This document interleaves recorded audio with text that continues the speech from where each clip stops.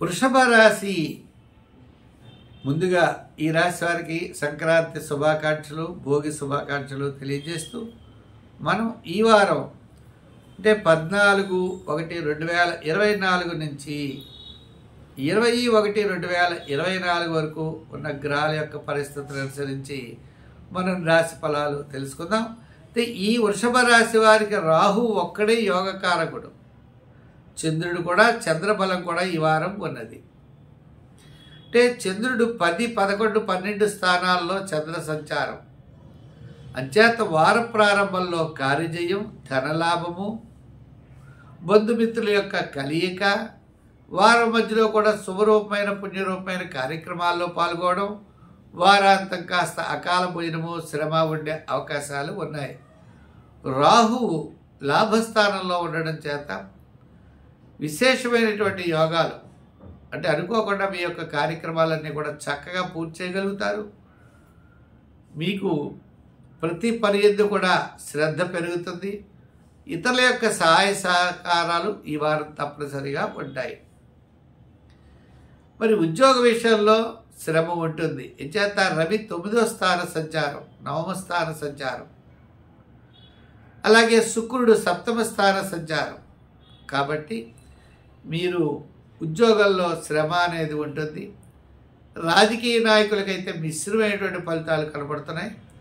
వృత్తుల పరంగా చూసినా కూడా మీకు రావాల్సినటువంటి పైకం ఏదైతే డబ్బులు ఉన్నాయో ఆ ధనం అనేది మీకు తప్పనిసరిగా వస్తుంది. వారం మధ్యలో శుభవార్త వింటారు. నూతనమైన ప్రయత్నాల యందు ఆసక్తి పెంచుకుంటారు. భవిష్యత్ కార్యాచరణ గురించి ఒక రూపకల్పన చేసుకునే అవకాశాలు ఉన్నాయి. వారాంతం ముఖ్యులను కలుసుకునే అవకాశాలు కూడా ఉన్నాయి.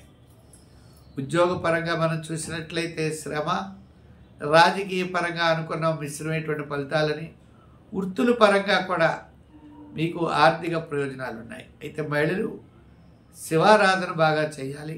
విద్యార్థులు కూడా దక్షిణామూర్తిని బాగా పూజించాలి. వ్యాపార వ్యవహారాల్లో వార ప్రారంభం యోగదాయకంగా ఉన్నది. అయితే నూతనమైన వ్యాపార ప్రయత్నాలు పెద్దగా అనుకూలించవు.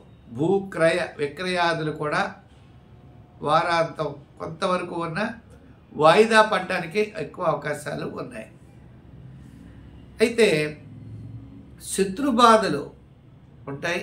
అంచేత శత్రుబాధలు అంటే మనం అంటే కిట్టని వారు అయి ఉండొచ్చు, లేదా అనేక రకాలు మన ప్రొఫెషనల్స్లో మనం సమాధానం చెప్పవలసిన పరిస్థితులు కొన్ని ఉంటాయి. కాబట్టి ఈ రాశి వారు ఆరాధించవలసిన దైవం సుబ్రహ్మణ్య స్వామిని బాగా ఆరాధించండి. చేతంటే అష్టమంలో కుజుడు, వెంకటేశ్వర స్వామి వారి యొక్క ఆరాధన కూడా మంచిది. సంఖ్యల్లో 6, రంగుల్లో తెలుపు, వారాల్లో మంగళవారం చేయండి.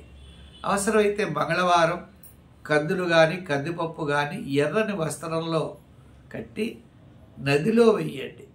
అంటే ఒక 1/4 కిలో కందిపప్పు కానీ కందులు కానీ ప్రవహించే నదిలో ఎర్రని వస్త్రంలో మంగళవారం కనుక వేసినట్లయితే కొన్ని రకాల ఇబ్బందులన్నీ మీకు తప్పనిసరిగా తొలగుతాయి. స్వస్తి. ఈ కార్యక్రమాన్ని 10 మందికి అందించడం కోసం ప్రతి ఒక్కరు కూడా షేర్ చేయవలసిందిగా కోరుకుంటున్నాం.